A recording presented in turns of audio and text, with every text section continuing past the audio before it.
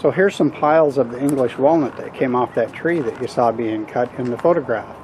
This was on our good friend's property and it had died. They know I'm a wood turner, so they said come and take whatever you want because the rest of it's going to be hauled away. Well, I took plenty, that's for sure. And I've been slabbing some of it up and I'm kind of tired. That's a lot of work. And that piece you're looking at there, I had to push it out of my truck. It was just impossible for me to lift it up by myself. I decided I should turn a green turning. So that piece there I had slabbed up was about 6 inches. Before doing that, I cut about a 2-inch piece out of it. It's sitting on my lathe right now. So let's go in there and get it turned. I think it'll be fun to turn some green wood.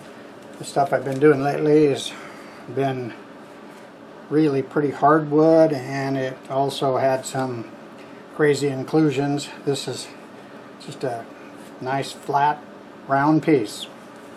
So let's get it mounted up. Put it on a worm screw.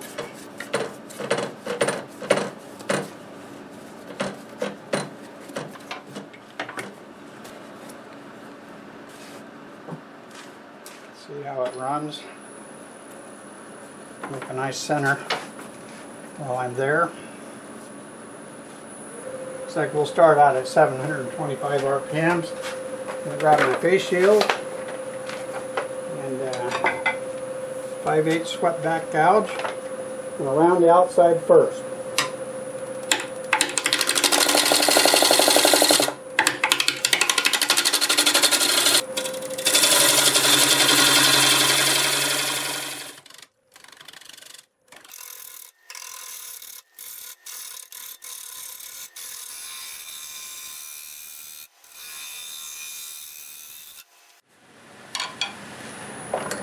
I have absolutely no shape in mind.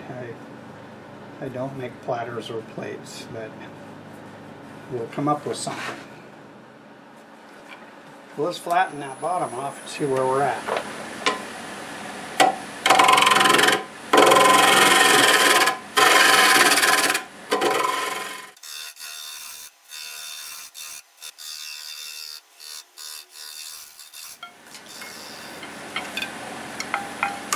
Use a 40/40 grind to create the tenon.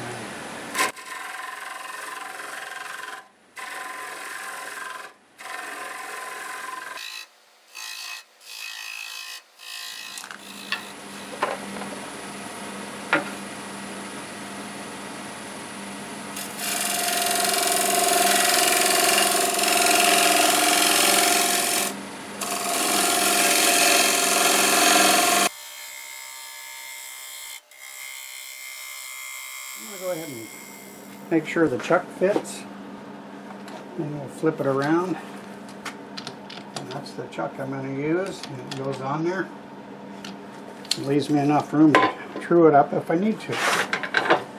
So let me get things swapped around and we'll cut the inside. Okay, all set to hollow it out, and it's maybe 1 3/4 inches thick now, so we don't have a lot to take out of there.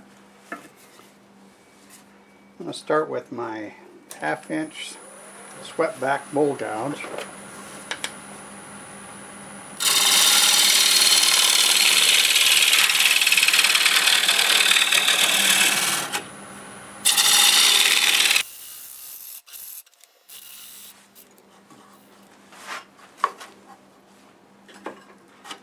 I need to keep an eye on this wall thickness here. This rim is going to fool me. We're about maybe 1/4 here, and the rim is about the same. So let's take care of that before we forget and get ourselves in trouble. I'm going to switch to a 1/2 inch conventional grind.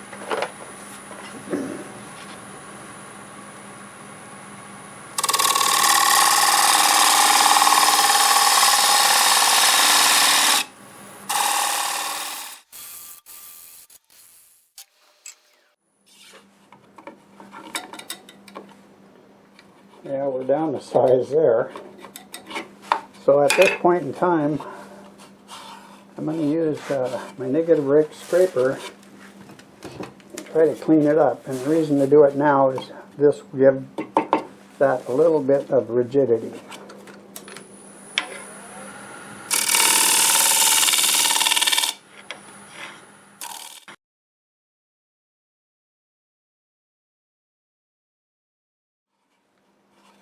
There's another bug track.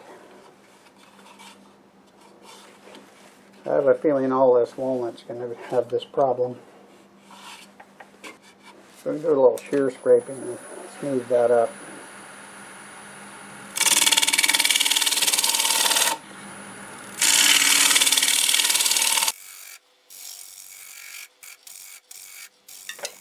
Alright, I'm going to switch back to my 5/8 gouge and remove the bulk of this, and then we'll go a little bit deeper, but we're getting close. Actually, I better see where that's at now. Yeah, that's, I say close, but it's like a half an inch. But half an inch can disappear fast.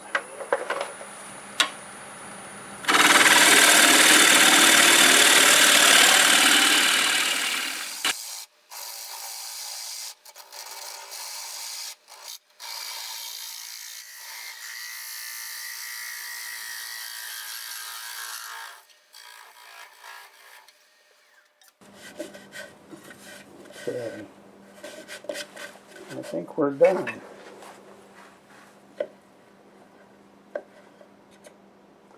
I think by the time I get that cleaned up here, it's going to be around 1/4 of an inch. So just need to do a little cleanup on it. So we'll do some more shear scraping here.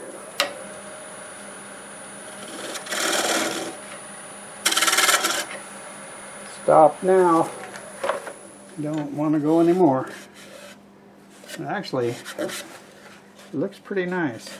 So I'm going to get a face mask on, and I'll sand it a little bit more, and I'm going to put it in my drying box, and I've been able to get these out in a couple days and finish them. But you're not going to have to wait a couple days. Okay, grab a mask and we'll get sanding on it, and no reason you have to watch all that. But I'll let you watch a little bit.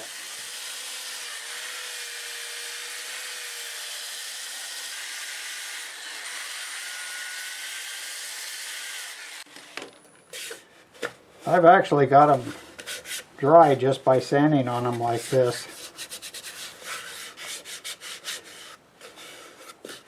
Feels pretty good. So when it is dry, the rest of this is going to sand out real easy. So I'll see you then. I had this in my drying box for almost 2 days, and it really seems like it's looking pretty good. So I am going to put it up against my chuck with some padded material, and we'll see how true it runs. It's really not that bad. So what I'm going to do is see if I can sand this up, flip it around and sand that up, get some finish on it, and it'll be a completed experiment. Okay, I've got some 80 grit here. I'm running in reverse at about 420 RPMs.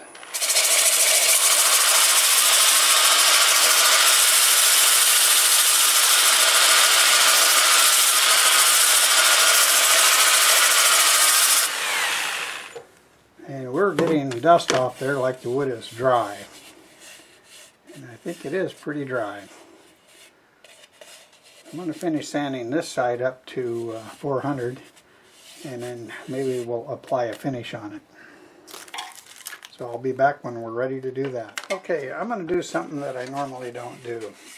I usually put a nice finish on it, then I hit it with Acks abrasive paste. And I usually sand to at least 400. I stopped at 240, and I'm just going to put a coat of sanding sealer on it and then hit it with Acks and find out what that looks like, because I have not done that before.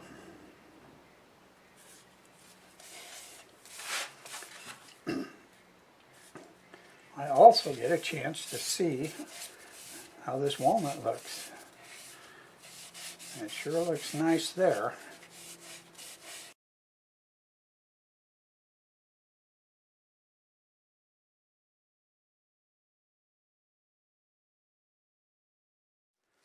Alright, the shellac is dry and I just sanded it with 240. And now we're going to try some Acks abrasive paste on it. And like I said before, I usually use this over the top of lacquer or wipe-on poly or other finishes. This time I just used the sanding sealer. I do see a lot of people just using sanding sealer and it looks good. All depends what the piece is that I'm working on, how I want to finish it. Alright, that should be enough, and I will continue in reverse. I'll start out about 500.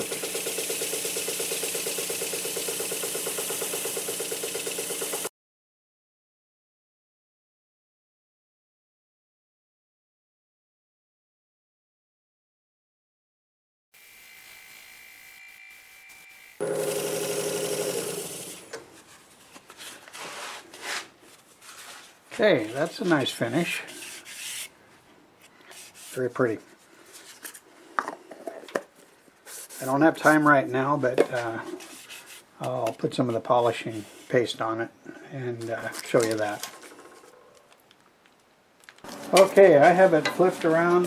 I've already sanded through the grits up to 400, and I'm going to go ahead and do it with 400.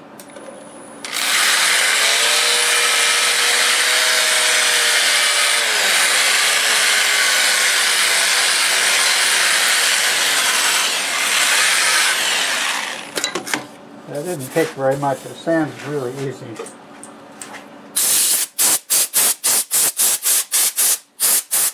Alright, ready for some sanding sealer.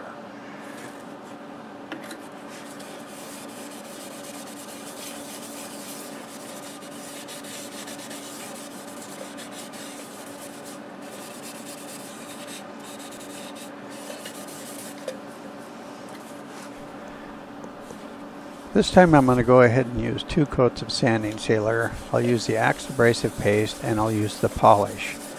I'm not going to show you that because it'll be just like what I did on the bottom of the bowl. When I'm done with that, get it flipped around and get the tenon off. Alright, time to remove the tenon. A bowl like this you could use your cold jaws, but it's not flat on the rim, so it'll be just as easy to put this block in here with some padded material.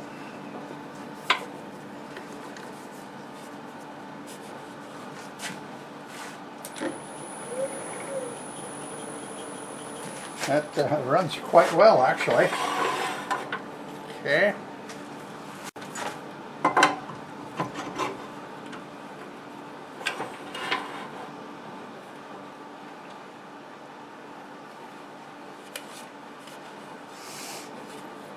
Okay, I'm going to start with a 1/2-inch bowl gouge. I'll get most of it off, running about 600 RPMs.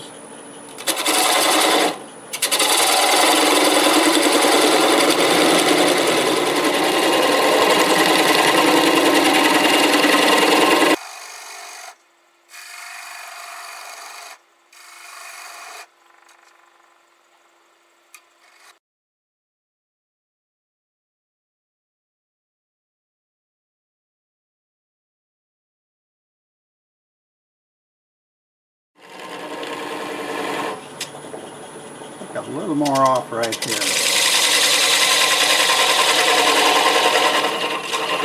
Famous last words. Okay. Well, my little nub is splitting. I'm a little surprised about that. Yeah, it's got a big crack in it. I was going to go ahead and cut this off the way Phil does, but you can see that, but it's cracked all the way through down to the bottom, so we're going to have to use a chisel on that. I'll get that taken care of and I'll be back and show you what we have. Well, here it is. It's all done. Pretty happy with it. I used fresh cut English walnut and the grain is really nice in this piece. Pretty happy with that. Finished 9 inches in diameter, 1 3/4 inches tall, and I'd say the base is almost 5 inches in diameter.